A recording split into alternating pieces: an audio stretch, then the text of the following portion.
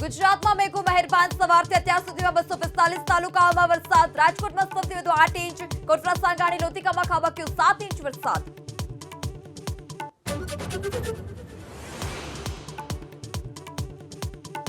વરસાદને કારણે રાજ્યમાં 1210 ગામમાં વીજ પુરવઠો ખોરવાયો. પંચમહાલમાં સૌથી વધુ 217 ગામમાં વીજળી ગુલ. વડોદરામાં 127 ગામમાં, જામનગરમાં 116, દ્વારકામાં 110 ગામોમાં વીજ પુરવઠો ખોરવાયો.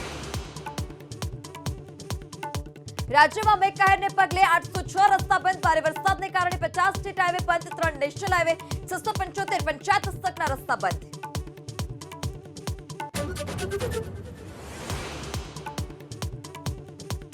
મોરબીમાં અનરાધાર વરસાદ બાદ સ્થિતિ વિકટ. માળિયા નેશનલ હાઈવે નજીક એક મકાનમાં ફસાયેલા 4 લોકોનું રેસ્ક્યુ કરવામાં આવ્યું.